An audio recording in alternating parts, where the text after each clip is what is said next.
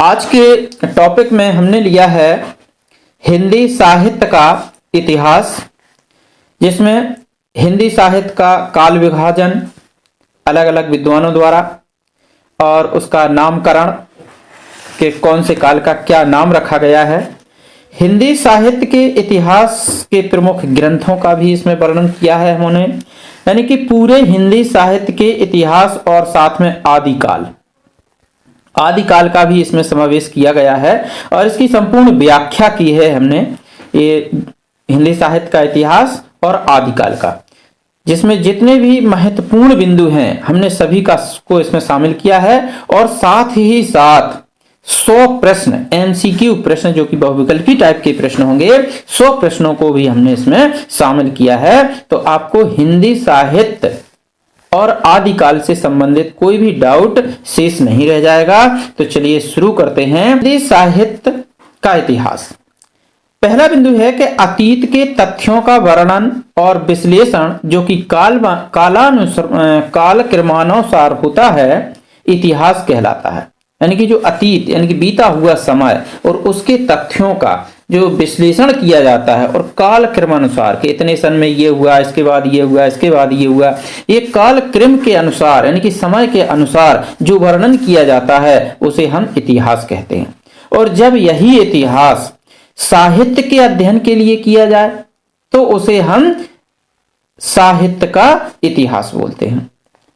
जिसमें जब साहित्य के इतिहास की बात आती है तो सबसे पहला नाम आता है आचार्य रामचंद्र शुक्ल जी का, सबसे पहला नाम आता है। और इन्होंने जो एक रचना लिखी है हिंदी साहित्य का इतिहास, इसका वर्णन जरूर आता है। नेक्स्ट स्लाइड में देखते हैं कि हिंदी साहित्य का इतिहास 1929 में प्रकाशित हुआ था, जो कि आचार्य रामचंद्र शुक्ल जी द्वारा लिखा गया था। और यह इतिहास ग्रंथ नागरी प्रचारणी सभा काशी के तत्वाधान में हिंदी शब्द सागर की भूमिका के रूप में लिखा गया था। आगे है कि शुक्ल जी की मान्यता है कि साहित्य का इतिहास जनता की चित्तवृत्ति का इतिहास होता है। जनता की चित्तवृत्ति मतलब जनता की मानसिक स्थिति, वो क्या सोचती है, जनता क्या चाहती है, उसके अनुसार। तो जिस प्रकार से जनता की चित्तवृत्ति बदल जाती है, इनकी उसका स्वभाव बदल जाता है, उसकी सोच बदल जाती है, उसी प्रकार से ये इतिहास भी परिवर्तनशील हो जाता है, इनकी इसमें परिवर्तन हो जाता है।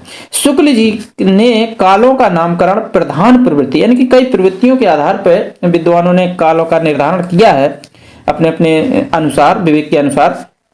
तो शुक्ल जी ने जो पद्धति अपनाई है वो प्रधान प्रवृत्ति को ध्यान में रख करके, जो कि मनुष्य के जो चित्तवृत्ति की प्रधान प्रवृत्ति है, इसमें उनका स्वभाव है, उसकी सोच है, उसके आधार पर इन्होंने कालों का नामकरण किया है। शुक्ल जी का जो जीवन काल था वो 1884 ईस्वी से लेकर 1941 ईस्वी तक रहा है। वर्णनानुक्रम। अब यदि लेखन की पद्धतियों की बात करें तो देखिए 4 पद्धतियां दी गई हैं। जो इतिहास लेखन की पद्धतियां हैं, जो हिंदी साहित्य का इतिहास लिखा गया है वो 4 पद्धतियों के आधार पर लिखा गया है। पहला है वर्णानुक्रम पद्धति, दूसरी है कालानुक्रम पद्धति, तीसरी है वैज्ञानिक पद्धति और चौथी है विधेयवादी पद्धति। यानी कि जो इतिहास लिखा गया है, हिंदी साहित्य का इतिहास लिखा गया है, वो इन 4 पद्धतियों पर आधारित इतिहास है। नेक्स्ट आगे बढ़ते हैं कि आचार्य रामचंद्र शुक्ल का इतिहास विधेयवादी पद्धति पे दिया गया है। विधेयवादी मतलब जो ये चौथी वाली जो पद्धति है, इस विधेयवादी पद्धति पर आचार्य रामचंद्र शुक्ल का इतिहास जो लिखा गया है वो इस पद्धति पर आधारित है। विधेयवादी पद्धति में जातीय परंपराओं तदयुगीन मतलब उस समय के युग की, यानी कि जो जाति परंपराएं चलती थी उस समय, और तदयुगीन यानी कि उस युग की क्या परिस्थितियां बनी थी, उस समय का क्या वातावरण था, कैसा लोगों की सोच थी, कैसा लोग चाहते थे, उस सामाजिक परिवेश क्या था, उसका विश्लेषण करते हुए साहित्य के इतिहास को प्रस्तुत किया गया था। इस पद्धति के जन्मदाता तेन, जो कि एक इंग्लिश राइटर थे, तेन माने जाते हैं। आगे है काल विभाजन के आधार। अब कौन कौन से आधार थे जो हिंदी साहित्य का जो काल विभाजन किया गया है, तो वो कौन कौन से आधार पर किया गया है? तो सबसे पहला आता है कर्ता के आधार पर, जैसे कि प्रसाद योग, प्रसाद यानी कि प्रसाद, इसमें जो जयशंकर प्रसाद है उनने अपने नाम पर लिखा, प्रसाद योग हो गया। भारती नरेश चंद्र के नाम पर भारतेंद्र योग हो गया। द्विवेदी योग यानी कि द्विवेदी जी, हजारी प्रसाद द्विवेदी के नाम पर, सॉरी महावीर प्रसाद द्विवेदी के नाम पर ये द्विवेदी योग पड़ गया, है ना। प्रवृत्ति के आधार पर, अब प्रवृत्ति लोगों की क्या आदतें थी, यानी कि कैसी प्रवृत्ति थी, तो भक्ति काल, लोगों की भक्ति भावना के आधार पर, क्योंकि उस समय जब भक्ति काल का समय चल रहा था उस समय लोगों में आस्था की ज्यादा प्रवृत्ति हो गई थी, है ना। भक्ति भावना, पूजा पाठ, ये देवी देवताओं, इनके ऊपर ज्यादा श्रद्धा थी, तो उस समय का नाम लिख दिया भक्ति काल। संत काव्य मतलब संत परंपरा का जो किया गया है, सूफी संत काव्य, इस प्रकार के जो काव्य ग्रंथ लिखे गए तो वो संत परंपरा नाम दे दिया। रीति काल में लोगों की रीति यानी कि नीति क्या थी, है वो क्या कैसे करते थे, क्या सोचते थे, क्या उनकी भाषा थी, है ना, क्या रहन सहन था, है ईश्वर में कितना विश्वास रखते थे। नीति परक दोहों की रचना रीति काल में हुई है ना। और छायावाद और प्रगतिवाद, ये जिनके मतलब कविताओं का किस प्रकार से प्रगति हुई, कैसे उसका आगे बढ़े, तो इस प्रकार से इनकी प्रवृत्ति के आधार पर भी काल का विभाजन किया गया है। और तीसरा है विकासवादिता के आधार पर, जैसे कि आदिकाल के बाद मध्यकाल के बाद आधुनिक काल, यानी कि पहले आदिकाल जो प्राचीन काल था उसको आदिकाल कह दिया, आदिकाल के बाद फिर और थोड़ा विकास हुआ, कुछ और परिवर्तन हुए तो मध्यकाल नाम दे दिया। उसके बाद अंत में जो अभी नया चल रहा है तो उसको आधुनिक काल कह दिया, जो अभी का है।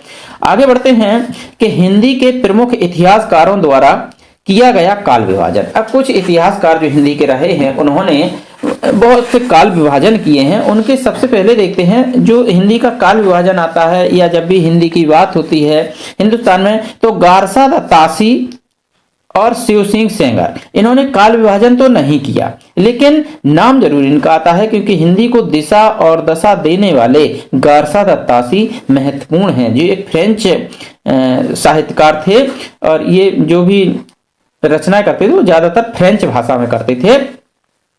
तो इन्होंने काल विभाजन में कोई प्रयास नहीं किया, जबकि ग्रियर्सन ने अपनी पुस्तक the modern vernacular literature of Hindustan को 11 अध्यायों में व्यक्त किया है। 11 अध्यायों में, यानी 11 चैप्टर थे इस पुस्तक के, तो प्रत्येक अध्याय एक काल खंड को व्यक्त करता है, यानी कि उन्होंने 11 काल खंडों में व्यक्त किया था हिंदी साहित्य के इतिहास को। और इन्होंने लेखकों एवं कवियों का काल क्रमानुसार वर्गीकरण किया है अपनी इस पुस्तक में, the modern vernacular literature of Hindustan, जो कि सर जॉर्ज ग्रियर्सन के द्वारा लिखी गई थी ये पुस्तक। आगे है कि मिश्र बंधुओं का काल विभाजन। मिश्र बंधु ये थे कौन? ये थे 3 बंधु थे, 3 भाई थे, गणेश बिहारी मिश्र, सुखदेव बिहारी मिश्र और श्याम बिहारी मिश्र। ये मिश्र बंधुओं के नाम से जाने जाते हैं। इन्होंने भी जो काल है उसका विभाजन किया है। सबसे पहला इन्होंने नाम दिया था आरंभिक काल। आरंभिक काल में इन्हें 2 भाग किए थे। पहला भाग है पूर्व आरंभिक काल, जो कि 700 से 1343 विक्रमी संवत विक्रमी चलती है, और संवत विक्रमी सन से 57 साल आगे चलती है। यानी कि 700 का मतलब है 700 विक्रमी है तो सन हो जाएगा, इस 700 में से 57 कम कर देंगे तो 600, यानी कि 700 में से यदि हम 57 कम कर दें तो वो बन जाएगा सन। तो यहाँ पर 3 बचते हैं, और यहाँ पर इसमें 4 बच गए, और यहाँ पर 6, तो 643 सन माना जाएगा ये, क्योंकि विक्रमी संवत जो है वो आगे चलती है और सन पीछे चलता है। तो इन्होंने पूर्व आरंभिक काल माना, कब से? 700 से 1343 विक्रमी तक। और दूसरे नंबर पे इन्होंने माना है उत्तर आरंभिक काल, जो कि 1344 से लेके 1444 विक्रमी तक माना गया। फिर उन्होंने नाम दिया दूसरा माध्यमिक काल। अब माध्यमिक काल, दूसरा नाम दिया है माध्यमिक काल। माध्यमिक काल का इन्होंने का भाग दिया जिसका नाम था पूर्व माध्यमिक काल, जो कि 1445 से लेके 1560 विक्रमी तक चला। इसके बाद जो अगला है ख नंबर का इन्होंने जो नाम दिया है वो प्रौढ़ा माध्यमिक, यानी कि माध्यमिक काल को भी इन्होंने दो भागों में विभक्त किया। प्रौढ़ माध्यमिक काल जो कि 1561 से 1680 ईस्वी तक चला। आगे है कि तीसरा इन्होंने नामकरण किया अलंकृत काल का। अलंकृत काल को भी इन्होंने दो भागों में वितरित किया। पहला इन्होंने जो दिया भाग वो नाम था पूर्वालंकृत काल जो कि 1681 से और 1790 ईस्वी तक चला, ईस्वी नहीं सॉरी विक्रमी तक। और खा नंबर में इन्होंने दिया क्या है उत्तरालंकृत काल, ये दो भागों में बांटा अलंकृत काल को जो कि 1791 से 1889 ईस्वी तक विक्रमी तक चला। चौथे नंबर पे इन्होंने माना है परिवर्तन काल जो कि 1890 से और 1925 ईस्वी तक चला।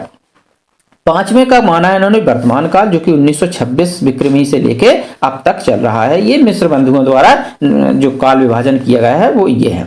आगे है आचार्य रामचंद्र शुक्ल का जो कि हिंदी में सबसे सर्वमान्य है, सभी लोग इस काल को मानते हैं और यही काल विभाजन सर्वसम्मत है, यानी कि इसी को मान्यता प्रदान की गई है कि ये बिल्कुल सही काल है। तो ये वीरगाथा काल, वीरगाथा काल का नाम दूसरा आदिकाल है और अन्य नाम भी है वीरगाथा काल के, आगे आएंगे।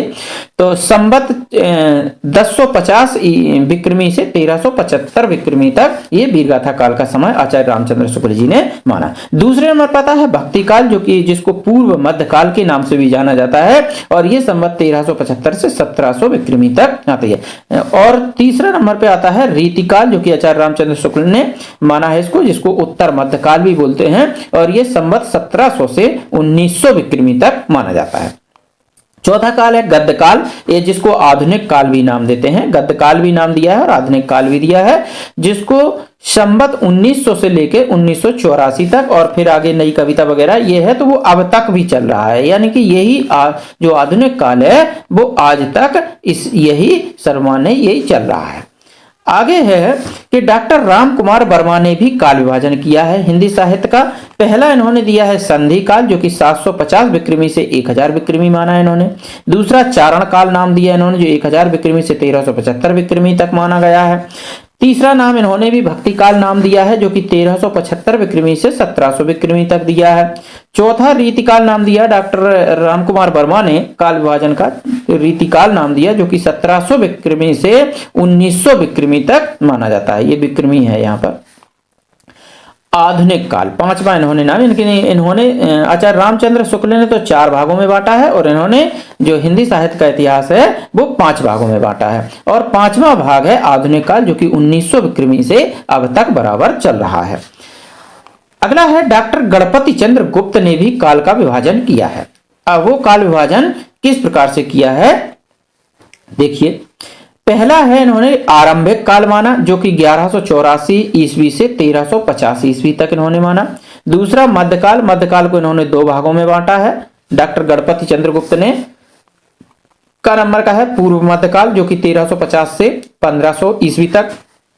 का नंबर का है उत्तर मध्यकाल जो कि 1500 ईस्वी से 1857 ईस्वी तक चला। और तीसरा काल इन्होंने माना है आधुनिक काल जो कि 1857 ईस्वी से 1965 ईस्वी तक और आगे भी चल रहा है, क्योंकि ये उसी समय उनका उस समय तक का समय था तो इन्होंने उस समय तक का मान लिया है, जबकि वो चल अभी भी रहा है। नेक्स्ट आगे बढ़ते हैं।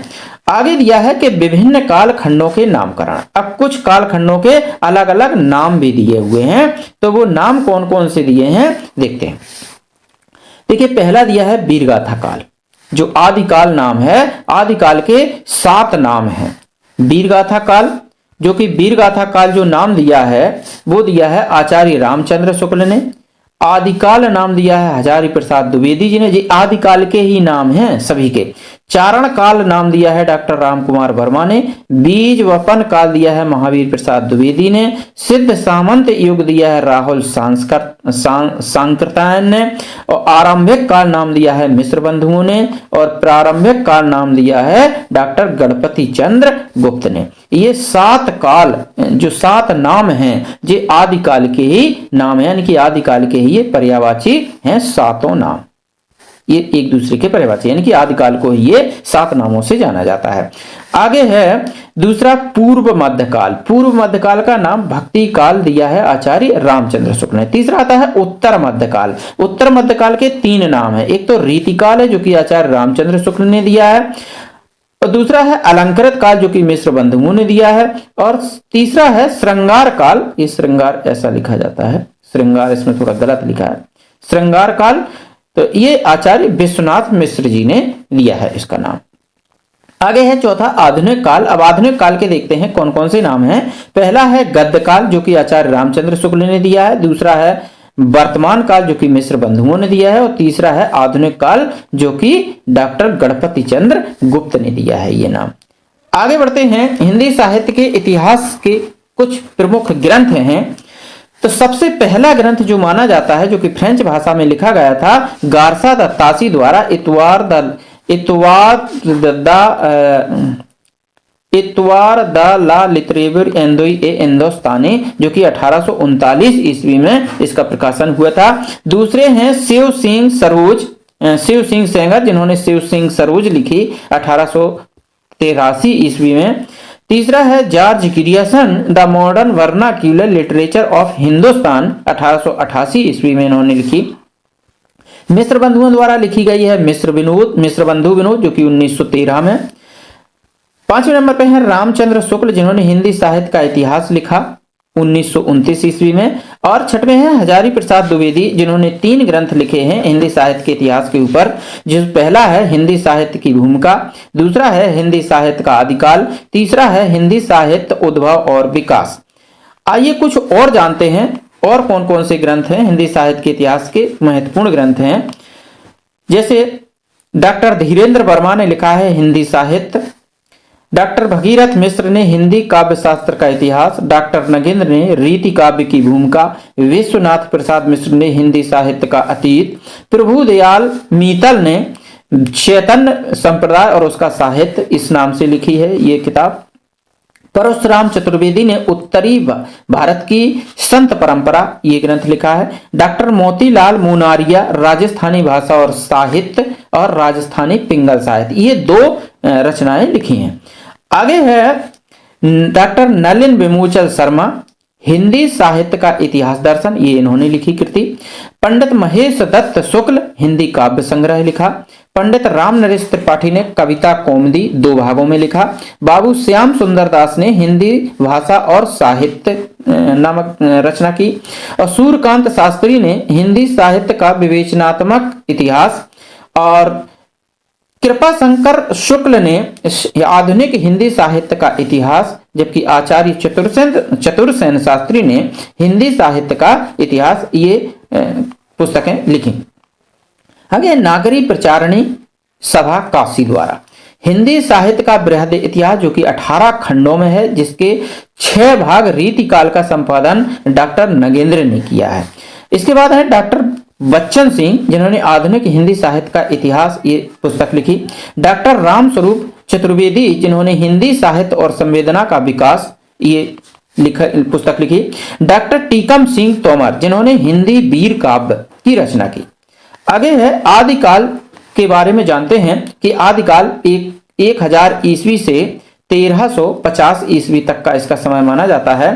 तो इसके कुछ महत्वपूर्ण बिंदुओं को समझते हैं, मुख्य तथ्यों को जानते हैं, नोट्सों को समझते हैं कि रासो शब्द की व्युत्पत्ति रासक से हुई है। इसमें रासो ग्रंथों का आदिकाल में रासो ग्रंथों का भरपूर मात्रा में इनकी रचना हुई है। बहुत सारी रचनाएं रासो ग्रंथ लिखे गए हैं इस काल में, आदिकाल में। तो जो रासो शब्द है ये रासक शब्द से इसकी उत्पत्ति हुई है, जो कि एक गेय छंद है, यानी कि गाने वाला छंद है।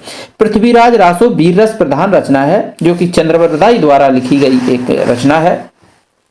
पृथ्वीराज रासो हिंदी का प्रथम महाकाव्य भी माना जाता है। इसकी रचना चंद्रवरदाई कवि ने की है, जो कि शायद दरबारी कवि थे पृथ्वीराज चौहान के।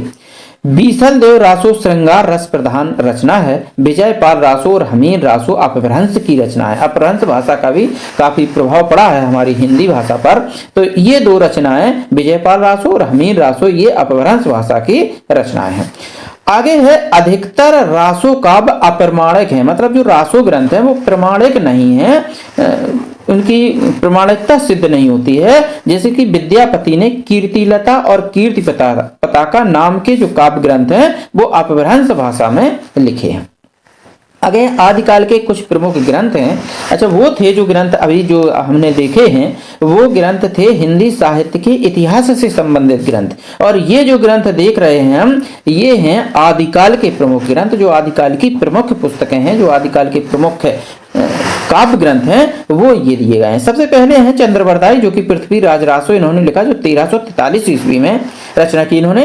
दूसरा है नरपति नाल, जो कि बीसल देव रासो लिखा 1212 ईस्वी में। जगनिक ने परमान रासो लिखा, जिसका नाम आलखंड भी है, इसको हम आलखंड भी बोलते हैं, और इसकी रचना का सही अंदाजा नहीं लगा है, सही इनकी जानकारी नहीं है कि ये रचना कब हुई थी। दलपति विजय ने खुमान रासो के नाम से लिखी, जो कि 1729 ईस्वी में। नल्ल सिंह ने विजयपाल रासो लिखी 16वीं सदी में, और सारंगधर ने हमीर रासो 1357 ईस्वी में इसकी रचना की। कुछ और रचनाएं हैं। शालिभद्र सूर्य ने भरतेश्वर बाहुबली रास, बुद्धि रास, पंच पांडव चरित रास। आसगु कवि जो हैं उन्होंने लिखी है चंदनवाला रास, जीवदया रास। जिनीधर्म सूर्य ने लिखी है स्थूलभद्र रास। देवी कुछ रास ग्रंथ आदिकाल में रासो ग्रंथ भी लिखे गए हैं। रासो ग्रंथ और रास ग्रंथ, दो प्रकार के ग्रंथ उसमें लिखे गए हैं, रास ग्रंथ और रासो ग्रंथ।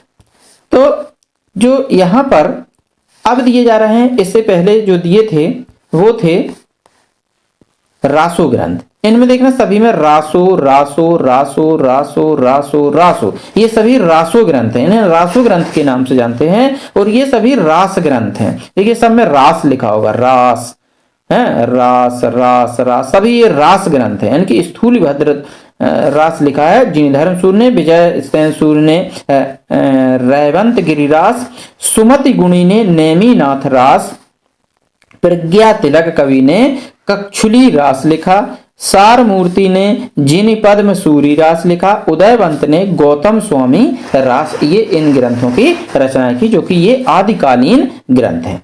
आगे है आदिकालीन अपभ्रंश साहित्य। अब कुछ अपभ्रंश भाषा में भी साहित्य लिखे गए हैं, आइए उनको समझते हैं। संदेश रासक एक कृति है जिसके रचना काल है, रचयिता हैं और अब्दुल रहमान, और काल वर्ण विषय यानी कि इसका जो काल है वो 12वीं सदी का है, उत्तरार्ध समय। विरह काव्य है, विरह माने बिछड़ने का, नायक और नायिका की विरह वेदना का वर्णन इसमें किया गया है, यानी कि बिछुड़ने का एक दूसरे से, उसका इसमें पूरा वर्णन किया गया है। दूसरा है पयुम चरियु, जो कि स्वयंभू द्वारा लिखी गई 8वीं सदी की ये पुस्तक है, ग्रंथ है, जो कि राम कथा पर आधारित है, राम का चरित्र इसमें दिखाया गया है। रिठड़ेमी चरियु ये भी स्वयंभू द्वारा है 8वीं सदी, लेकिन इसमें कृष्ण काव्य का वर्णन किया गया है। देखो पयुम चरियु में राम काव्य है, यानी कि राम की कथा का वर्णन है, और रिठड़ेमी चरियु जो है वो स्वयंभू द्वारा रचित है, लेकिन वो कृष्ण काव्य है, यानी कि कृष्ण की उसमें वर्णन है, कृष्ण की गाथाओं का वर्णन है। नाग कुमार चरियु स्वयंभू ने एक रचना ये भी लिखी है, चरियु नाम दिया है अपनी रचनाओं में, और ये 8वीं सदी में, ये भी 8वीं सदी में लिखी गई, और ये भी सभी रचनाएं जो स्वयंभू ने लिखी है वो 8वीं सदी में लिखी है। महापुराण के नाम से कृति है जो कि पुष्पदंत ने लिखी है 10वीं सदी में। तीर्थंकरों एवं राम कृष्ण का चरित्र इसमें दिया गया, यानी कि राम का भी दिया गया है और कृष्ण का भी चरित्र इसमें उजागर किया गया है।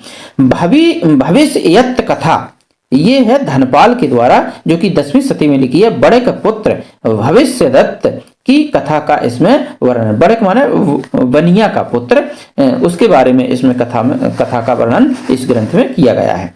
आगे है आदिकालीन अपभ्रंश साहित्य में कि उपदेश रसायन रास, जिनीदत्त सूरी ने लिखी 12वीं सदी में। नृत्य गीत रास काव्य है ये। परमात्म प्रकाश जो ग्रंथ है वो जयिंदु ने लिखा है 6वीं सदी में, जो कि धर्म दर्शन के उसमें विषय है, धर्म दर्शन से संबंधित रचना है वो। योग सार जो कि जोइंदु ने लिखी है, ये भी जो 6वीं सदी में धर्म दर्शन पर आधारित ये भी है। पाहुड़ दोहा ये ग्रंथ था जो कि राम सिंह ने लिखा है और 11वीं सदी में लिखा है, दार्शनिकता पर आधारित था ये ग्रंथ। प्राकृत पेंगलम, इसका जो रचयिता है वो नहीं पता है। तो विद्याधर, जंजल, बब्बर एवं सारंगधर की रचनाओं का संकलन यानी कि छंद शास्त्र के नाम से इन्होंने रचना की है। इन लोगों की रचनाओं का विश्लेषण किया है प्राकृत पेंगलम ग्रंथ में। ढोला मारूरा दूहा, ये कुशल लाभ द्वारा लिखा गया है कि ब्रह काव्य है, यानी कि ढोला मारूरा दूहा, जो ढोला मारू थे उनका जो बचपन में ब्याह हो जाता है लेकिन जो गोना नहीं हो पाता है, तो उसका जो ब्रह का जो वर्णन है, दोनों ओर नायक और नायिका का जो ब्रह वेदना है उसका वर्णन ढोला मारूरा दूहा में दिया गया है। आगे बढ़ते हैं। आदिकालीन प्रमुख प्रवृत्तियां यानी कि विशेषताएं। आदिकाल की कुछ विशेषताएं हैं जो कि निम्नलिखित हैं।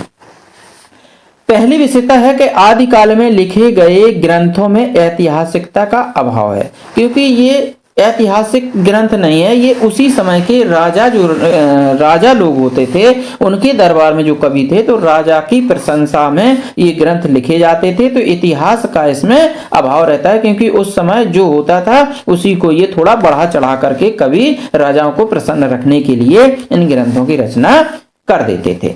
तो इसलिए इसमें जो आदिकाल की जो ग्रंथ हैं उनमें ऐतिहासिकता का अभाव है। इन ग्रंथों के युद्ध वर्णन सजीवता है, क्योंकि ये जो ग्रंथ हैं इनमें जो युद्ध का वर्णन दिया गया है वो काफी सजीव वर्णन दिखाई देता है। ऐसा लगता है कि युद्ध बिल्कुल हो रहा हो, जैसे इन ग्रंथों को आप पढ़ने लगे तो ऐसा लगता है कि बिल्कुल हम सामने बैठे हैं और युद्ध हमारे सामने चले, यानी कि युद्ध का सजीवता पूर्ण वर्णन किया गया है। तीसरा नंबर है जो विशेषता है तीसरी, कि अधिकांश ग्रंथ की अप्रमाणिकता पर संदेह है, यानी कि ये अप्रमाणिक ग्रंथ हैं, इनकी प्रमाणिकता सिद्ध नहीं हो पाती है, यानी कि ये प्रमाणिक ग्रंथ नहीं है। चौथी विशेषता है कि वीर एवं श्रृंगार रस की प्रधानता इस काल में लिखे गए ग्रंथों की है, यानी कि इस काल के जो ग्रंथ जितने भी थे उनमें वीर रस भरपूर था और श्रृंगार रस, इन दो रसों का भरपूर प्रयोग किया गया था। पांचवी विशेषता है कि इस काल की रचनाओं में राष्ट्रीयता का अभाव है। राष्ट्रीयता का अभाव इसलिए है क्योंकि इनके राष्ट्र से उन्हें कोई मतलब नहीं रहता था। इस काल के कवि केवल अपने आश्रयदाता यानी कि जो इनके राजा होते थे, जिनके आश्रय में ये कवि लोग रहते थे, उन्हीं के बारे में, उन्हीं के युद्धों का वर्णन, उन्हीं के श्रृंगार का वर्णन ये करते रहते थे, इसलिए इसमें राष्ट्रीयता की जो भावना है उनका अभाव था। छठवीं विशेषता है कि अधिकांश रासो काव्यों में कल्पना की प्रचुरता है, यानी कि कल्पना ज्यादातर लिखी जाती है। जैसे अभी आप आलखंड जिले उत्तर भारत के जो बुंदेलखंड क्षेत्र है उसमें आलखंड बड़े हर्षोल्लास से गाया जाता है, बरसात के दिनों में बहुत ज्यादा प्रचलन है। तो उसमें आप देखेंगे तो बहुत ज्यादा अतिशयोक्ति पूर्ण रचनाएं की गई हैं, यानी कि बढ़ा चढ़ा करके बहुत ज्यादा लिखा गया है। तो इन रासो ग्रंथ हैं इनमें कल्पना ज्यादा की गई, यानी कि कवि की कल्पना के आधार पर ज्यादा दिया गया है और अपने आश्रयदाता को ज्यादा महान बताया गया है। उसके बाद सातवां है कि विविध छंदों का प्रयोग इन रचनाओं में है, मतलब कई छंदों का प्रयोग किया गया है इन रचनाओं में। और आठवीं विशेषता है कि डिंगल पिंगल भाषा का इसमें प्रयोग किया गया है। इन जो रचना है, जो रासो ग्रंथ हैं, यानी कि आदिकालीन जो रास और रासो ग्रंथ हैं उनमें डिंगल पिंगल भाषा का वर्णन किया गया, यानी कि उस भाषा में ये ग्रंथ लिखे गए हैं, डिंगल और पिंगल भाषा में। नवीं विशेषता है कि अलंकारों का स्वाभाविक समावेश इन रचनाओं में हुआ है। 10वीं विशेषता है कि अधिकांश ग्रंथों में कवियों ने अपने आश्रयदाता राजाओं की प्रशंसा की है, यानी कि जिन राजाओं के आश्रय में वो रहते थे, दरबार में रहते थे, उन्हीं राजाओं की प्रशंसा में काव्य लिखते रहते थे। नेक्स्ट आगे है कि नाथ संप्रदाय। नाथ संप्रदाय के संस्थापक मतेंद्र नाथ जी हैं, यानी कि मतेंद्र नाथ जो कि गोरखनाथ के गुरु थे। नाथ संप्रदाय का जो संस्थापक हैं वो मतेंद्र नाथ थे, उन्हीं ने इसकी संस्था डाली थी नाथ संप्रदाय की। और नाथ संप्रदाय के प्रवर्तक गोरखनाथ को माना जाता है।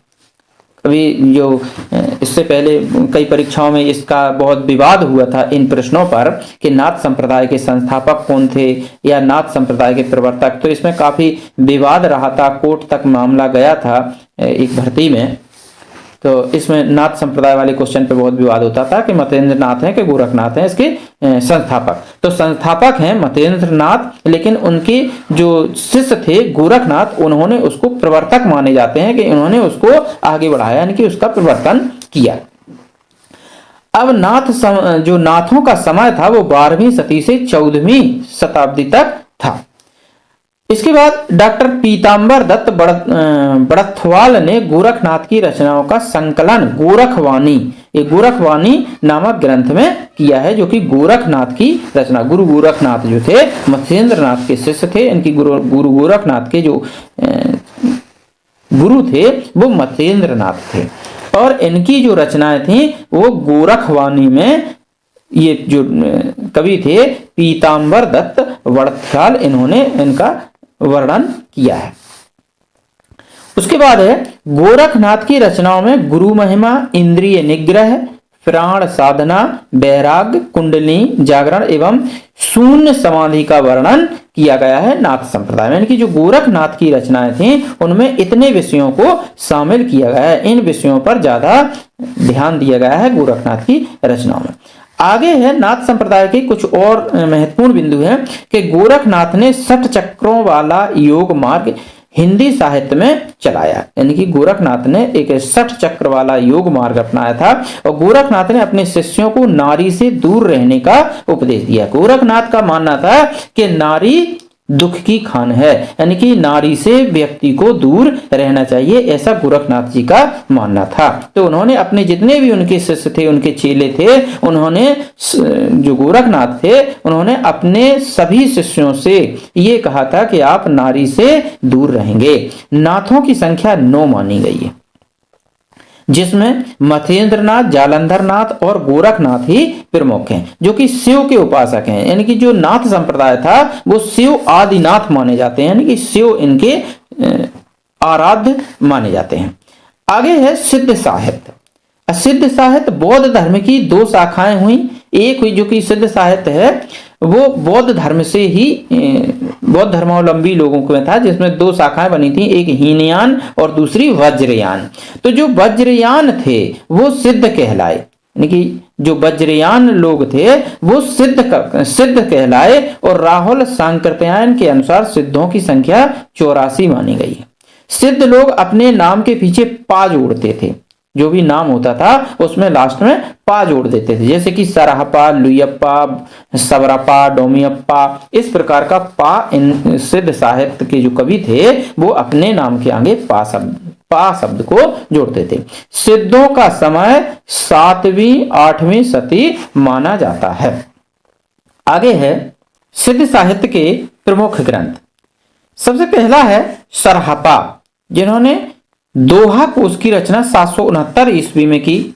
इन्हें सरहपाद भी कहा जाता है, यानी कि इनको दूसरा नाम सरहपाद भी था, इनको सरहपाद के नाम से भी जाना जाता है। इनकी 32 रचनाओं का उल्लेख मिलता है, यानी कि सरहपा ने, जो कि सरहपाद हैं, इन्होंने लगभग 32 रचनाएं की हैं। दूसरे हैं सबरपा।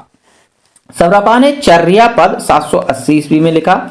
लुयप्पा ने सबरपा के शिष्य जो कि हैं, यानी कि इनके शिष्य हैं ये लुयप्पा, इन्होंने इनकी रचनाओं का कोई उल्लेख नहीं मिलता है। डोम्बियप्पा है वो विरूपा के शिष्य हैं, और इन्होंने 840 ईस्वी में रचना की डोम्बी गीतिका। कंडप्पा हैं, इन्होंने 74 ग्रंथों के रचयिता हैं, ये 74 ग्रंथ इन्होंने लिखे हैं और 820 ईस्वी में के आसपास लिखे हैं। कुक्कुरुप्पा, ये पा है यहाँ पे या बन गया, कुक्कुरुप्पा 16 ग्रंथों के रचनाकार हैं। आगे है अमीर खुसरो। जब भी जो हिंदी साहित्य आता है वो खड़ी बोली का जब भी नाम आएगा तो अमीर खुसरो साहब का नाम अवश्य आएगा, जो कि एक आदिकालीन कवि हैं।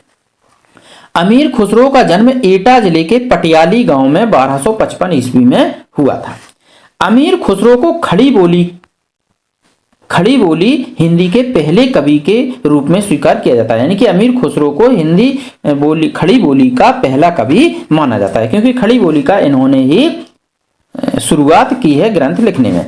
खुसरो के ग्रंथों की संख्या लगभग 100 है, यानी कि इनने करीब 100 ग्रंथ लिखे हैं अमीर खुसरो साहब ने।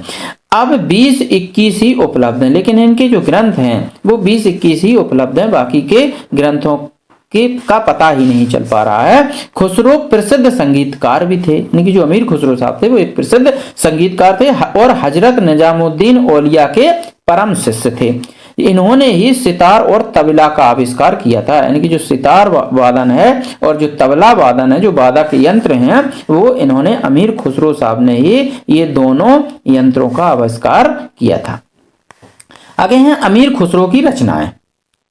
अमीर खुसरो की रचनाएं देखिए यहाँ पे खाली कवारी जो कि एक शब्दकोश है, खुसरो की पहेलियां, बहुत अच्छी पहेलियां इन्होंने लिखी हैं, इसमें मुकरियां हैं और 2 सखुने और 5 नंबर पे है गजल। यानी कि इनकी 5 रचनाओं को जो मिलती हैं तो 5 रचनाएं इनकी प्रसिद्ध हैं। आगे बढ़ते हैं, अमीर खुसरो की कुछ पहेलियों के बारे में चर्चा करते हैं। एक पहेली यहाँ पर दी गई है, कुछ पहेलियां, उनके बारे में थोड़ा समझते हैं कि उनकी भाषा कैसी थी, वो कैसे लिखते थे। तरवर से एक तिरिया उतरी उसने बहुत रिझाया और बाप का उसने नाम जो पूछा आधा नाम बताया। तो इस पहेली का जरा विचार करिए क्या उत्तर हो सकता है। तो इन्होंने बहुत सारी पहेलियां लिखी अमीर खुसरो साहब ने कि तरवर से एक तिरिया उतरी उसने बहुत रिझाया, बाप का उसने नाम जो पूछा आधा नाम बताया। थोड़ी और आगे है पहेली, तो इसका जो उत्तर है वो है नीम की निवोली। निवोली है इसका उत्तर।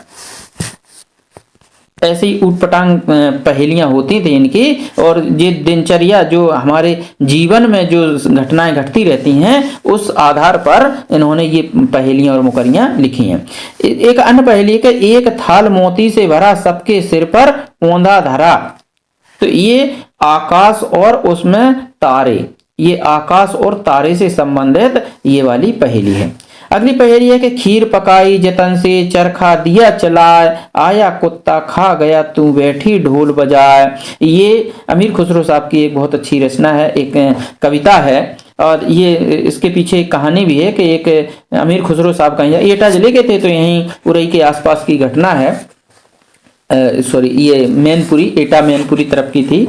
तो यहाँ पर इन्होंने क्या किया कि जा रहे थे और पानी पीने की इनको प्यास लगी, तो एक कुआं पर 4 पनिहारी पानी भर रही थी। तो अमीर खुसरो साहब का तो वैसे भी नाम था, तो ये वहां से जब गुजरे तो इनको प्यास लगी, तो इन्होंने उन स्त्रियों से कहा कि भाई पानी पिला दो। तो वो समझ गई ये अमीर खुसरो साहब हैं और बहुत अच्छी ये पहेलियां लिखते हैं, कविताएं बहुत अच्छी लिखते हैं, बहुत अच्छी करते हैं। तो उन्होंने इनसे कहा कि भाई हम पानी तो पिलाएंगे, लेकिन पहले आप हमको कविता सुना है, एक कविता हमको सुननी है। तो उन्होंने कहा कि भाई कैसी कविता सुनना है, किस पर कविता सुनना है। तो इन्होंने कहा, स्त्रियों ने, जो 4 स्त्री थी, तो सभी ने कहा कि मुझे तो खीर पर कविता सुननी है। और दूसरे ने कहा मुझे चरखा, जो सूत काटने वाला चरखा होता है, उस पर कविता सुननी है। तीसरी बोली मुझे कुत्ता की कविता सुनाओ। चौथी बोली मुझे ढोल की कविता सुनना है, ढोल बजाने वाला। तो उन्होंने एक ही पंक्ति में चारों की कविता को पूरा कर दिया कि खीर पकाई जतन से चरखा दिया चलाए, आया कुत्ता खा गया तू बैठी ढोल बजाए। अगली इन्होंने पहेली पूछी है कि पान सड़ा क्यों घोड़ा अड़ा क्यों। पान सड़ा क्यों घोड़ा अड़ा क्यों, और रोटी जली क्यों। एक और इसमें थोड़ा सा जोड़ दे रहे, उस आगे और है इसमें पहेली कि रोटी जली क्यों। इस प्रकार की पहेली पूछते थे अमीर खुसरो साहब, रोटी जली क्यों। तो देखिए, पान सड़ा क्यों, घोड़ा अड़ा क्यों, रोटी जली क्यों, इसका एक ही उत्तर है पलटा ना गया। पलटा ना गया, पान को उलट पलट देते तो वो न सड़ता। घोड़ा अड़ा क्यों, घोड़ा को भी उल्टा पलटा देते, मतलब थोड़ा, क्योंकि घोड़े वोड़े की इनकी आदत होती है कि जब भी वो होता है तो लौटते हैं, है ना, तो अड़ जाते हैं तो पलटा जाता है। यानी कि उसको जब अड़ जाए घोड़ा तो उसको पलट दिया जाता है। लौटने का मतलब ये नहीं है कि जमीन में लौट गया ना, लौटना, लौटने का मतलब लौटना। यानी कि अगर वो अड़ गया तो उसको आगे ना ले जाओ, उसको पलट लो, यानी कि पलट दो उसको। और रोटी इसलिए जली कि वो पलटी नहीं गई, यानी कि तीनों का उत्तर ये है कि पलटा ना गया। रोटी को यदि पलट देते तो वो जलती ना। अब वह आवे तब शादी होए, उस दिन दूजा और न कोई। वह आवे जब शादी होए, उस दिन दूजा और न कोई। तो एक स्त्री दूसरी स्त्री से कहती है कि वह आवे तब शादी होने, जब वे आए हैं तब वहीं शादी होगी, और उस दिन दूजा यानी कि शादी के दिन उसके अलावा दूसरा कोई नहीं है। तो दूसरी औरत बोली क्या साजन? बोले नहीं नहीं ढोल। इसका उत्तर ढोल है, ये नीचे वाली पहेली का। तो इस प्रकार की भाषा थी अमीर खुसरो साहब की। आगे बढ़ते हैं, अब प्रश्नों पर चर्चा करते हैं। लगभग हमने बताया था 100 प्रश्नों का यहाँ पर हमने समावेश किया है, और 100 प्रश्न यहाँ पर देखते हैं। 100 प्रश्नों को हल करेंगे। तो सबसे पहला प्रश्न है आपकी स्क्रीन पर, कि पहला प्रश्न दिया हुआ है कि साहित्य का इतिहास जनता की चित्तवृत्ति का इतिहास है, यह कथन किसका है? डॉक्टर रामकुमार वर्मा, आचार्य हजारी प्रसाद द्विवेदी, गणपति चंद्र गुप्त, या फिर आचार्य रामचंद्र शुक्ल। तो ये जो है ये उत्तर है आचार्य रामचंद्र शुक्ल ने। ये साहित्य का इतिहास जनता की चित्तवृत्ति का इतिहास है, ये परिभाषा साहित्य के इतिहास की आचार्य रामचंद्र शुक्ल जी ने दी थी। नेक्स्ट क्वेश्चन है कि इतिहास के प्रति भारतीय दृष्टिकोण के किस प्रकार का रहा है, यानी कि भारतीय दृष्टिकोण इतिहास के प्रति किस प्रकार का रहा है? तो ये आदर्श मूलक एवं आध्यात्मवादी दृष्टिकोण रहा है। आगे बढ़ते हैं, हिंदी साहित्य की भूमिका के लेखक कौन है? एक हिंदी साहित्य की भूमिका जो किताब है, पुस्तक है, ग्रंथ है, काव्य है, वो किसने लिखा है? तो वो लिखा है आचार्य हजारी प्रसाद द्विवेदी जी ने। तो इसका राइट आंसर हो जाएगा डी। आगे है कि हिंदी साहित्य के इतिहास लेखन की परंपरा का सूत्रपात किसने किया है? हिंदी साहित्य के इतिहास लेखन की परंपरा का जो सूत्रपात किया है वो किया है गारसा दा तासी। अब गारसा दा तासी एक फ्रेंच वैज्ञानिक थे, यानी कि फ्रांसीसी वैज्ञानिक, फ्रांसीसी साहित्यकार थे। फ्रांसीसी साहित्यकार थे गारसा और तासी। तो इन्होंने रचना की है, सबसे पहले इन्होंने एक पुस्तक लिखी है कि लितरेवर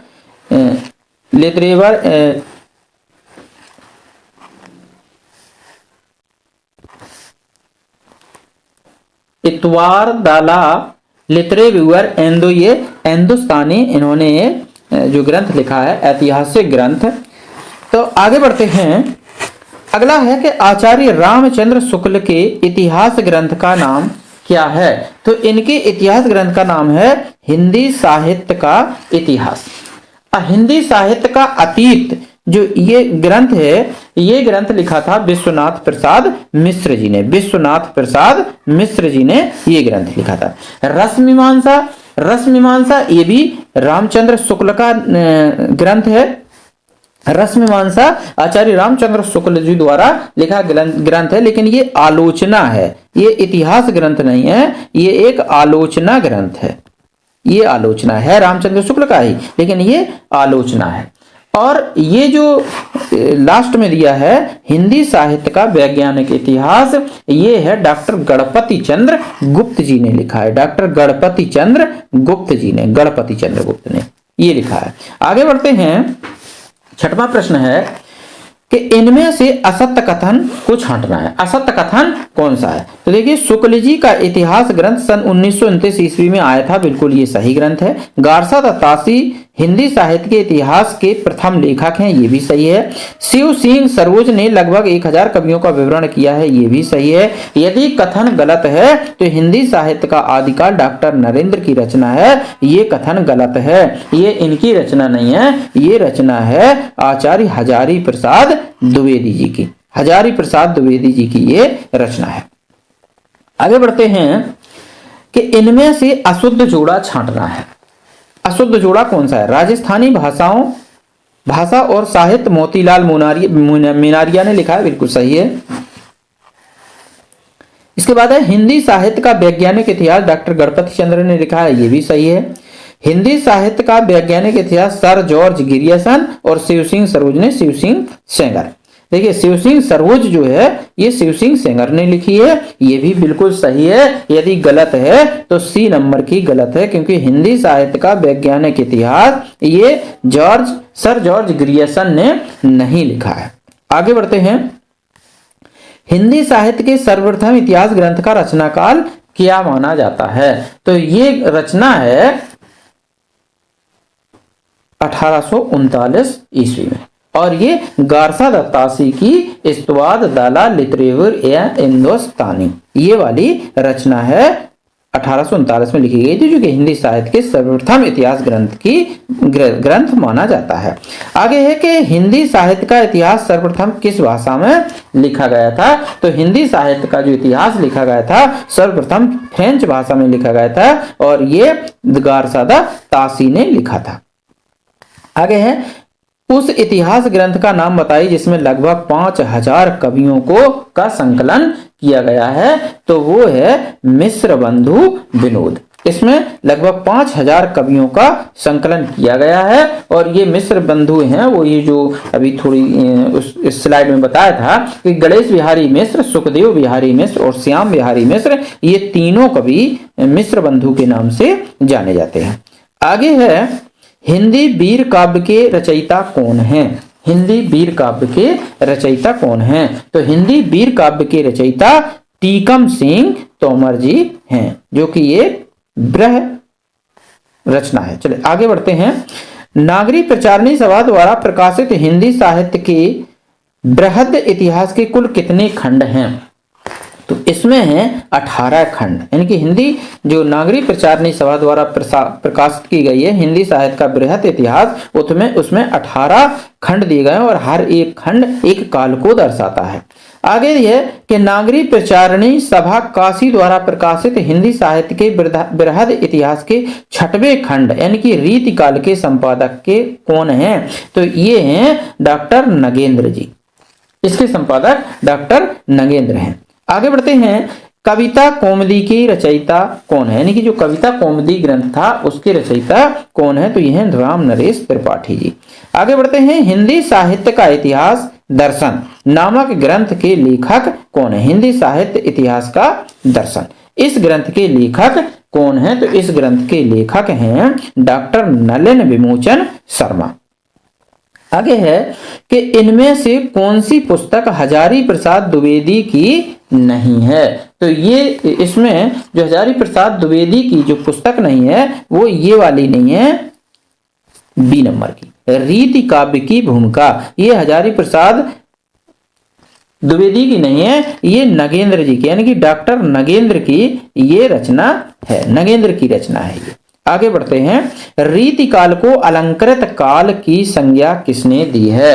तो रीति काल को अलंकृत काल की संज्ञा दी है मिस्र बंधुओं ने, इन्होंने रीति काल को अलंकृत काल नाम दिया है।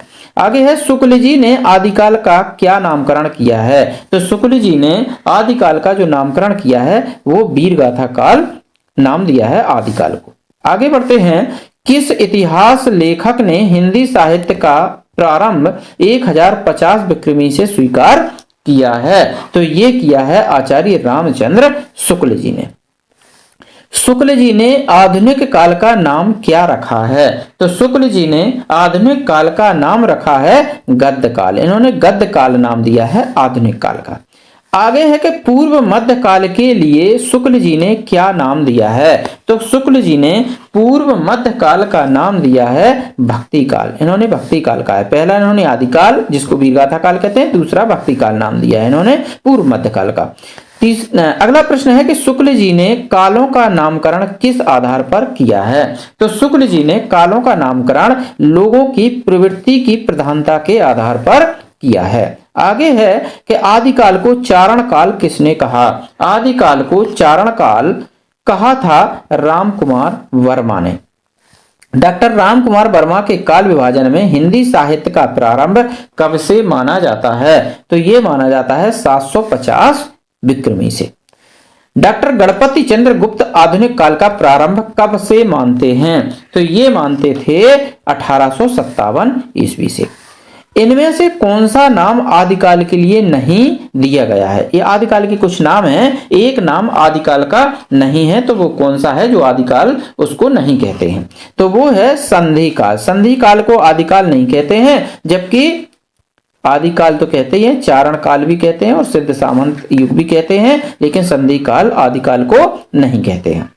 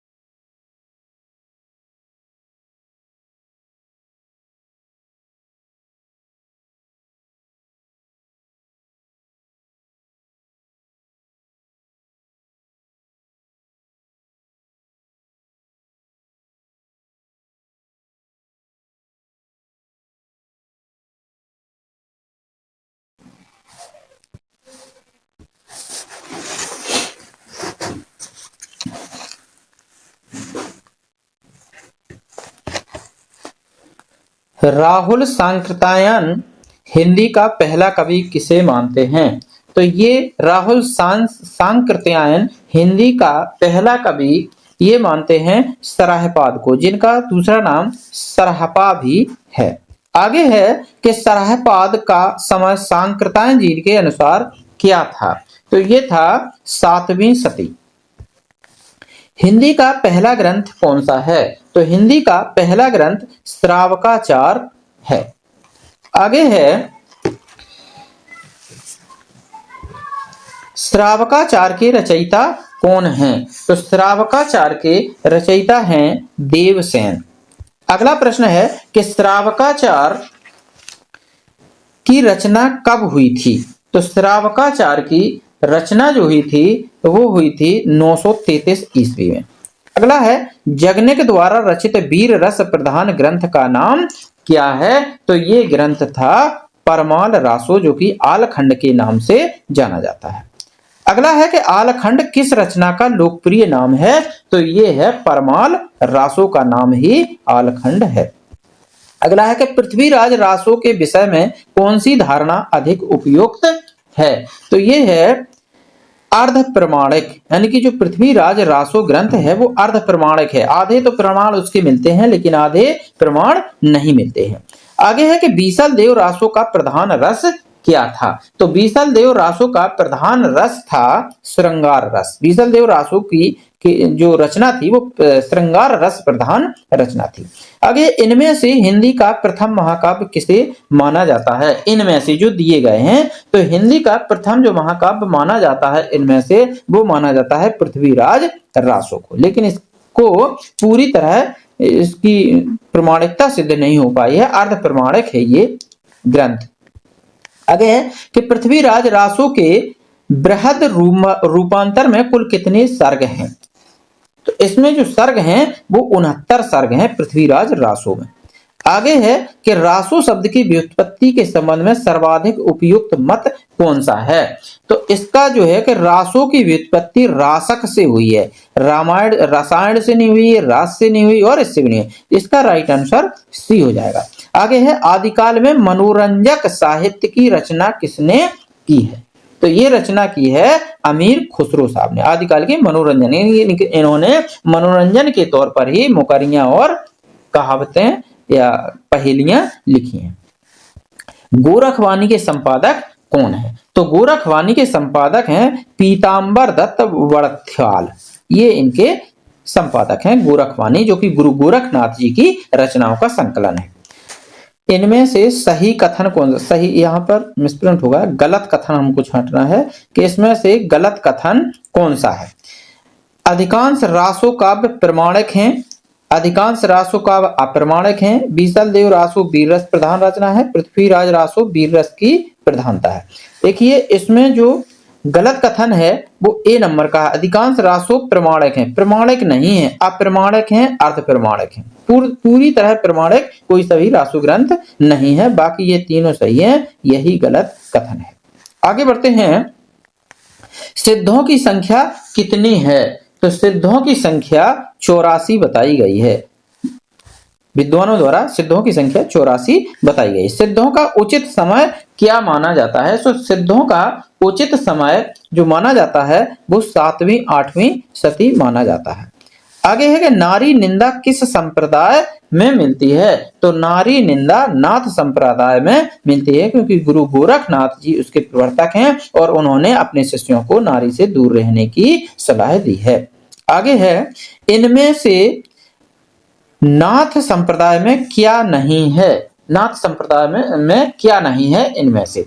तो देखिए गुरु महिमा नाथ संप्रदाय की मुख्य विशेषता है, नारी निंदा ये भी नाथ संप्रदाय की विशेषता है, इंद्रिय निग्रह नाथ संप्रदाय की विशेषता है, गृहस्थों का आदर ये नाथ संप्रदाय की विशेषता नहीं है, ये इस संप्रदाय में नहीं था। आगे है कि वर्ण रत्नाकर के रचयिता कौन हैं? तो वर्ण रत्नाकर के रचयिता हैं ज्योतिरीश्वर ठाकुर। वर्ण रत्नाकर के रचयिता हैं। जगन्नाथ रत्नाकर नहीं है, विद्यापति भी नहीं है, स्वयंभू नहीं है, ये ज्योतिरीश्वर ठाकुर हैं। आगे है कि अपभ्रंश एवं राजस्थानी भाषा के योग से बनी भाषा को क्या कहते हैं, यानी कि उसमें कुछ अपभ्रंश भाषा भी मिली हो और राजस्थानी भाषा के दोनों के मेल से बनने वाली भाषा कौन सी है, तो उस भाषा को हम बोलते हैं डिंगल भाषा। डिंगल भाषा में अपभ्रंश भाषा भी होती है और राजस्थानी भाषा के भी कुछ अंश मिले हुए होते हैं। आगे दिया है कि ब्रज भाषा मिश्रित अपभ्रंश का क्या नाम है, यानी कि जिसमें ब्रज भाषा भी मिली हुई हो ऐसी अपभ्रंश भाषा कौन सी है, तो वो भाषा है पिंगल। देखिए डिंगल भाषा में अपभ्रंश और राजस्थानी भाषा मिली हुई होती है, जबकि पिंगल भाषा में ब्रज भाषा और अपभ्रंश भाषा ये दोनों भाषाएं मिली हुई होती हैं। आगे है इनमें से कौन आदिकाल का ग्रंथ नहीं है, तो इनमें से देखिए प्राकृत पेंगलम आदिकालीन ग्रंथ है, खुसरो की पहेलियां आदिकालीन है, ये दोनों आदिकालीन ग्रंथ हैं, और विद्या पदावली ये भी आदिकालीन ग्रंथ है। केवल पद्मावत जो महाकाव्य है जो मलिक मोहम्मद जायसी द्वारा लिखा गया है ये भक्तिकालीन ग्रंथ है, भक्तिकालीन महाकाव्य है पद्मावत। आगे बढ़ते हैं, विद्यापति पदावली की रचना किस भाषा में हुई है? विद्यापति पदावली की रचना किस भाषा में हुई है, तो ये है मैथिली भाषा में इसकी रचना हुई है, तो इसका सी राइट आंसर हो जाएगा। आदिकाल में खड़ी बोली का प्रयोग किस कवि ने किया है, तो आदिकाल में खड़ी बोली का कवि, जब भी खड़ी बोली का नाम आएगा तो अमीर खुसरो जी का आएगा, खुसरी गलत है, खुसरो है, अमीर खुसरो जी का नाम आता है, यानी कि खड़ी बोली के प्रथम जो कवि माने जाते हैं वो अमीर खुसरो हैं। आगे है कि इनमें से जैन धर्म का संबंध किस कवि से नहीं है, यानी कि कौन सा कवि जैन धर्म से संबंधित नहीं है, तो इसमें स्वयंभू जैन धर्म कवि हैं, धनपाल जैन धर्म कवि हैं, जयेंद्र जैन धर्म कवि हैं, केवल विद्यापति जैन धर्म कवि नहीं हैं। आगे चलिए, खाली कवारी के रचयिता कौन हैं, तो खाली कवारी के रचयिता हैं अमीर खुसरो। आगे है कि भविष्यत कथा के रचनाकार का नाम क्या है, तो भविष्यत कथा के रचनाकार हैं धनपाल जी, ये इसका राइट आंसर है। आगे है कि खड़ी बोली हिंदी में रचना करने वाला पहला कवि कौन था, तो खड़ी बोली हिंदी में रचना करने वाले पहले कवि, जब भी हमने कहा है कि खड़ी बोली के बारे में पहला पूछा जाए तो हमेशा खुसरो जी ही होंगे। आगे, इनमें से कौन सा ग्रंथ शिलाओं पर लिखा है, ग्रंथ है, कौन सा ग्रंथ शिलाओं पर लिखा है, तो ये ग्रंथ लिखा है राउल वेली। राउल वेली जो ग्रंथ है वो शिलाओं पर लिखा है, शिलाओं मतलब पत्थर पर लिखा गया है, कागज पर नहीं लिखा गया, पत्थरों पर नहीं लिखा गया, ये शिलाओं पर लिखा गया है ये वाला ग्रंथ, बाकी सभी ये कागज या पत्थरों पर लिखा गया है। आगे है, मैथिली हिंदी में रचित गद्य रचना का नाम बताइए, तो ये जो मैथिली हिंदी में जो गद्य रचना है वो है वर्ण रत्नाकर। आगे बढ़ते हैं, हिंदी साहित्य का आलोचनात्मक इतिहास ग्रंथ के लेखक कौन हैं, तो ये हैं डॉक्टर राम कुमार वर्मा, जिन्होंने आलोचनात्मक इतिहास ग्रंथ लिखा है। आगे है, पृथ्वीराज रासो को आप किस वर्ग में रखेंगे, तो ये रखेंगे हम वीरगाथा वर्ग में, क्योंकि इसमें जो पृथ्वीराज रासो है ग्रंथ वो वीर गाथा पूर्ण रचना है, यानी कि उसमें वीर रस की प्रधानता है। श्रृंगार में नहीं रखेंगे, संस्कृति में नहीं रखेंगे और राजनीतिक में भी नहीं रखेंगे, ये वीर गाथा पूर्ण रचना है, यानी कि वीर काल से परिपूर्ण ये रचना है। आगे है कि पृथ्वीराज रासो में सर्वाधिक विवादित पक्ष है, पृथ्वीराज रासो जो ग्रंथ है उसमें सबसे ज्यादा विवादित पक्ष कौन सा है, भाषिक संरचना, ऐतिहासिकता, चरित्रांकन या प्रबंधात्मकता, तो इसका जो राइट आंसर है वो है ऐतिहासिकता। सबसे ज्यादा विवाद जो है, विवादित पक्ष है वो ऐतिहासिकता है, यानी कि पृथ्वीराज रासो की ऐतिहासिकता अप्रमाणिक है, प्रमाणिक नहीं है। आगे है कि पाहुड़ दोहा के रचयिता कौन है, पाहुड़ दोहा एक रचना थी, उसके रचयिता कौन है, तो इसके रचयिता हैं राम सिंह। आगे है कि इनमें से किस रासो काव्य में श्रृंगार रस की प्रधानता है, तो श्रृंगार रस पूर्ण जो साहित्य है या जो ग्रंथ है, काव्य है, वो है बीसल देव रासो। इसमें श्रृंगार रस की प्रधानता है। अगला प्रश्न, इन इतिहास लेखकों में से सबसे प्राचीन कृति किसकी है?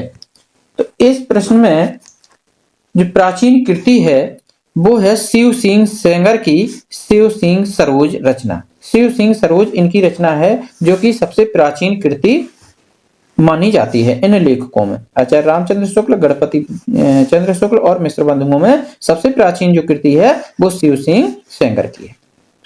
आगे है कि रीतिकाल का दूसरा नाम क्या है? तो रीतिकाल का दूसरा नाम है श्रृंगार काल। नेक्स्ट है कि राहुल सांकृत्यायन द्वारा संपादित दोहा कोश में किस कवि की रचनाएं संपादित की गई हैं? तो इसमें है सरहपाद। सरहपाद की जो राहुल सांकृत्यायन की जो दोहा कोश ग्रंथ है उसमें सरहपाद की रचनाओं का संपादन किया गया है।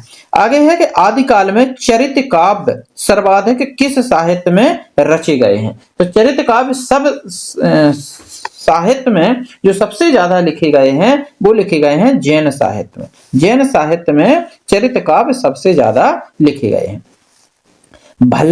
भला हुआ जो मारिया वहीड़ महारा कंतु और लज्जेज तू वयस्सी अहुजे भग्गा घर एवं तू, यह दोहा किसने अपने ग्रंथ में उद्धृत किया है? तो ये किया है हेमचंद कवि ने अपने दोहों में इसको सम्मिलित किया है। आगे है कि चरित्र काव्य किस छंद में अधिक लिखे गए हैं? तो चरित्र काव्य सबसे ज्यादा जो लिखे गए हैं वो दोहा और चौपाई छंद में लिखे गए हैं। आगे है कि जैन साहित्य में राम कथा किस नाम से स्वयंभू द्वारा लिखी गई है? तो ये लिखी गई है पयुम चरियु द्वारा। पयुम चरियु ये स्वयंभू द्वारा जो कि जैन साहित्य है इसमें राम के चरित्र का वर्णन किया गया है। आगे है कि अपभ्रंश का वाल्मीकि किस कवि को कहा जाता है? तो ये कहा जाता है स्वयंभू को। स्वयंभू अपभ्रंश के वाल्मीकि कहे जाते हैं। ढोला मारूरा दोहा के रचयिता कौन है? तो ढोला मारूरा दोहा के रचयिता हैं कुशल लाभ। आगे है कि इनमें से बीसल देव रासो के रचयिता कौन हैं? तो इनमें से बीसल देव रासो के जो रचयिता हैं वो है नरपति नाल है। यानी कि बीसल देव रासो जो लिखा गया है वो नरपति नाल द्वारा लिखा गया ग्रंथ है, आदिकालीन ग्रंथ है वो। अवधूत मत किसका पर्यायवाची है? अवधूत मत इनमें से किसका पर्यायवाची है? सिद्ध संप्रदाय का, नाथ संप्रदाय का, बौद्ध संप्रदाय का, सूफी संप्रदाय का? तो इसका जो राइट आंसर है वो है नाथ संप्रदाय का। यानी कि अवधूत मत ये नाथ संप्रदाय का पर्यायवाची है। आगे है प्राकृत पेंगलम किस विषय पर केंद्रित रचना है? तो ये है छंद शास्त्र पर केंद्रित रचना है प्राकृत पेंगलम। आगे है कि ओम जय जगदीश हरे आरती की रचना किसने की है? सभी लोग गाते हैं कि ओम जय जगदीश हरे, लेकिन ये किसने लिखी है ये आरती? तो ये आरती लिखी है श्रद्धा राम फुल्लोरी ने। इसकी जो रचनाकार है वो है श्रद्धा राम फुल्लोरी। आगे है कि इनमें से किस संस्था का गठन बाबू श्याम सुंदर दास ने किया है? तो वो संस्था थी नागरी प्रचारणी सभा का जो गठन है वो बाबू श्याम सुंदर दास जी ने किया था। हिंदी साहित्य का सर्वाधिक उल्लेखनीय इतिहास ग्रंथ किसने लिखा है? तो ये लिखा है आचार्य रामचंद्र शुक्ल ने, यानी कि हिंदी साहित्य का इतिहास जिसका नाम है। आगे कि हिंदी साहित्य के प्रारंभिक काल को आदिकाल नाम किसने दिया है? तो ये नाम दिया है हजारी प्रसाद द्विवेदी जी ने, जो कि प्रारंभिक काल को आदिकाल हजारी प्रसाद द्विवेदी जी ने कहा है। विद्यापति पदावली में किस रस की प्रधानता है? तो विद्यापति पदावली में श्रृंगार रस की प्रधानता ज्यादा है विद्यापति पदावली में। आगे है कि इनमें से हिंदी साहित्य के पहले इतिहास ग्रंथ के लेखक कौन है? तो इसका जो राइट आंसर है वो है गारसादा तासी। इन्होंने अपना प्रारंभिक ग्रंथ लिखा है और जिसका नाम था लिटरेचर इतवार्थ द लिटरेचर ए हिंदुस्तानी। ये इनकी रचना का नाम था गारसादा तासी का, जो कि एक फ्रेंच भाषा में लिखी गई है, जो हिंदी साहित्य के पहले इतिहास ग्रंथ के रूप में, यानी कि इतिहास ग्रंथकार के रूप में ये माने जाते हैं। गारसा दत्तासी उनका पहला इतिहास ग्रंथ माना जाता है। ये किताब इतवाद द लिटरेरी व्यूअर एंदो ये हिंदुस्तानी। आगे है भविष्यत कथा के रचयिता का नाम क्या है? तो भविष्यत कथा के रचयिता का नाम है धनपाल, ये इसके रचनाकार है। हिंदी साहित्य के इतिहास लेखकों के काल क्रमानुसार कवियों का वर्गीकरण सर्वप्रथम किसने किया है? तो ये किया है George Grierson, sir George Grierson. ये एक विदेशी कवि थे। इन्होंने हिंदी साहित्य के इतिहास का काल क्रमानुसार सबसे पहले किया था। आगे है कि इनमें से आदिकाल के अंतिम चरण के प्रसिद्ध कवि कौन हैं? तो आदिकाल के अंतिम चरण के जो प्रसिद्ध कवि हैं वे हैं अमीर खुसरो जी। आदिकाल के जो अंतिम कवि हैं, नहीं यहीं से खड़ी बोली का प्रारंभ शुरू हो गया था।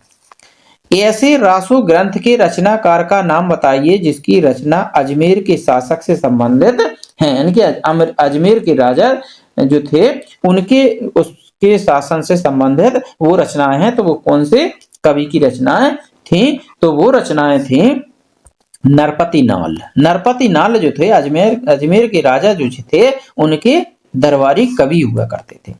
आगे है अपभ्रंश में राम के चरित्र पर आधारित ग्रंथ इनमें से कौन सा है? तो ये ग्रंथ है पयुम चरियु, जो कि स्वयंभू द्वारा अपभ्रंश पर आधारित एक ग्रंथ है, जो कि राम के चरित्र से, इसमें राम के चरित्र का वर्णन किया गया है।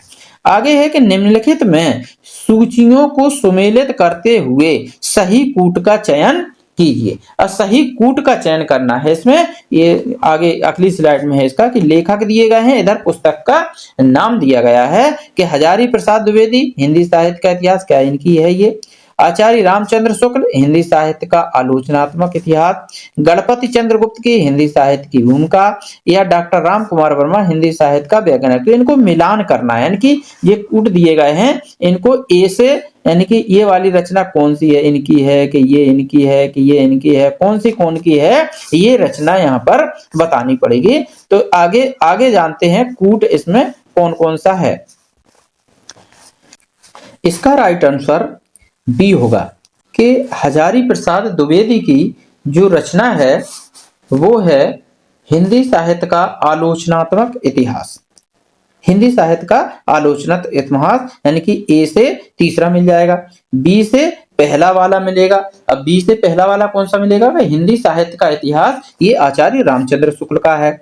सी वाला है ये चौथे नंबर का है, क्योंकि सी में था गणपति चंद्रगुप्त। तो गणपति चंद्रगुप्त की जो रचना है वो हिंदी साहित्य का वैज्ञानिक इतिहास, ये रचना दी गई है। और जो डी नंबर पे दिया गया था वो दिया गया था डॉक्टर राम कुमार वर्मा, जो कि इनकी रचना है हिंदी साहित्य का आलोचनात्मक इतिहास, ये दूसरे नंबर की रचना थी। तो ये इसका सही आंसर बी हो जाएगा। चलिए आगे है कि इनमें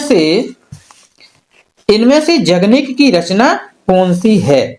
खुमाण रासो, परमाल रासो, पृथ्वीराज रासो या बीसल देव रासो। तो जगनिक की रचना इसमें से है परमाल रासो। जगनिक कवि द्वारा लिखा गया एक ग्रंथ है जो कि वीर रसपूर्ण ग्रंथ है और इसी का नाम आलखंड भी है। चलिए आगे बढ़ते हैं अगले प्रश्न की ओर।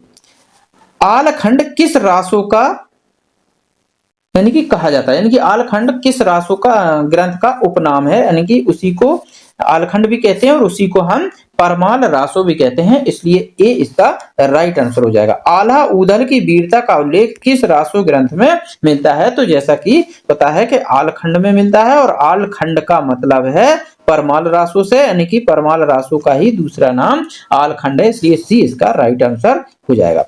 आगे है कि भविष्यत कथा के रचयिता इनमें से कौन हैं? तो ये हैं धनपाल जी। ये प्रश्न 2 बार आ गया है, इसलिए कोई दिक्कत नहीं।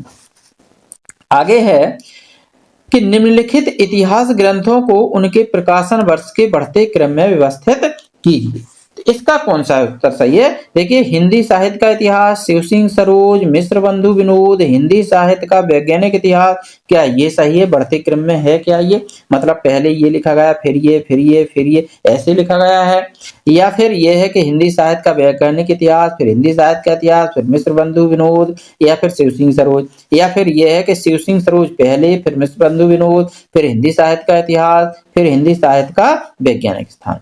तो बिल्कुल सही है, सी इसका राइट आंसर हो जाएगा। सी इसका राइट आंसर है इस प्रश्न का, कि सबसे पहले शिव सिंह सरोज आई, उसके बाद मिश्र बंधु विनोद, उसके बाद हिंदी साहित्य का इतिहास ये लिखा गया, और अंत में लिखा गया कि हिंदी साहित्य का वैज्ञानिक इतिहास। आगे बढ़ते हैं, अगला है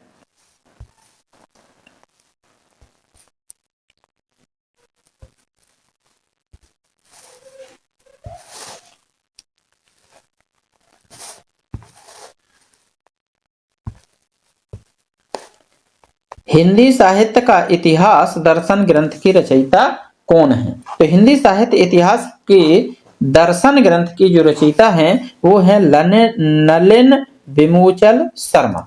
ये नलिन विमोचन शर्मा जी इस ग्रंथ के लेखक हैं। आगे है कि निम्नलिखित कालखंडों को चढ़ते क्रम में लिखिए, यानी कि चढ़ते क्रम में व्यवस्थित करना है। चढ़ता क्रम मतलब बढ़ता क्रम। तो इसका जो राइट आंसर है वो है चारण काल, पूर्व मध्यकाल, उत्तर मध्यकाल और वर्तमान काल। ये बिल्कुल सही है, ये इसका राइट आंसर है। पूर्व मध्यकाल, उत्तर मध्यकाल, चारण काल, वर्तमान काल ये नहीं है, ये भी नहीं है, ये भी नहीं है। तो इसका जो राइट आंसर है वो है ए नंबर का। आगे बढ़ते हैं कि निम्न सूचियों को सुमेलित कर सही कोड का चयन कीजिए। ये सूचियां दी गई हैं, इनमें सही कोड का चयन करना है। और सही कोड का चयन कैसे करेंगे? देखिए, इधर कोड दिया है और इधर ये सूचियां दी गई हैं, तो इनको हमें सुमेलित करना है। तो सुमेलित देखिए कैसे करेंगे। प्रयोगवाद क्या इसका ये सही है, या छायावाद इसका ये सही है, द्विवेदी युग का ये सही है, या प्रगतिवाद का ये सही है? तो इसमें सुमेलित करने के लिए इसके कूट को देखना पड़ेगा। तो देखिए, इसका राइट आंसर जो है वो है बी नंबर का। बी सही है। अब बी सही कैसे है? जैसे कि ए का चौथा, देखिए ए का चौथा दिया है यहाँ पर, तो ए में चौथा ये वाला। ए में चौथा कौन सा है? देखें, ए का चौथे नंबर का ये वाला, ए का चौथा, यानी कि प्रयोगवाद 1943 से 1953 ईस्वी तक था। उसके बाद बी नंबर का है तीसरा। बी नंबर का तीसरा कौन सा है? बी नंबर का है छायावाद। छायावाद का है ये 1920 से 1936 ईस्वी तक है। और सी नंबर का है पहला। 80 नंबर का पहला कौन सा है? देखिए, सी नंबर का पहला ये वाला है, 1900 ईस्वी से 1920 ईस्वी तक है। द्विवेदी युग, प्रयोगवाद, छायावाद युग, द्विवेदी युग और प्रगतिवाद युग। अब प्रगतिवाद युग जो बचा है वो ये वाला होगा, 1936 से 1943 ईस्वी तक। ये वाला, ये इसका हो जाएगा दूसरे वाला। चलिए आगे बढ़ते हैं। अगला प्रश्न दिया हुआ है कि अगेय का संबंध किस काव्य धारा से है? तो अगेय जी का संबंध प्रयोगवाद काव्य धारा से है। आगे बढ़ते हैं, त्रिलोचन किस काव्य धारा से जुड़े कवि हैं? तो त्रिलोचन जो हैं वो प्रगतिवादी काव्य धारा से जुड़े कवि हैं। नाथ पंथ का सर्वाधिक प्रभाव किस कवि पर पड़ा है? तो ये कवि थे कबीरदास, यानी कि नाथ संप्रदाय का सबसे ज्यादा प्रभाव कवि कबीरदास जी पर पड़ा है। आगे है कि सरहपा का संबंध है। सरहपा का संबंध किससे है? तो यह है सिद्ध संप्रदाय से। अगला प्रश्न, गोरखनाथ की रचनाओं का संकलन गोरखवाणी के नाम से किसने किया है? तो ये किया है पीतांबर दत्त बड़थवाल ने। चलिए आगे, और अंतिम प्रश्न है इस वीडियो का, कौन सा नाम आदिकाल का नहीं है? तो ये कौन सा नाम है जो आदिकाल का नहीं है? वीरगाथा काल भी है, वीरता काल भी है, और बीजप्पन काल भी है, और चारण काल भी है। क्या ये चारों हैं? जी नहीं, इसमें जो नाम नहीं है वो वीर काल नहीं है। ये वीरता काल जो है वो आदिकाल का नाम नहीं है। बाकी ये तीनों काल आदिकाल के उपनाम है, यानी कि आदिकाल के दूसरे नाम है, केवल वीरगाथा काल का नाम नहीं है।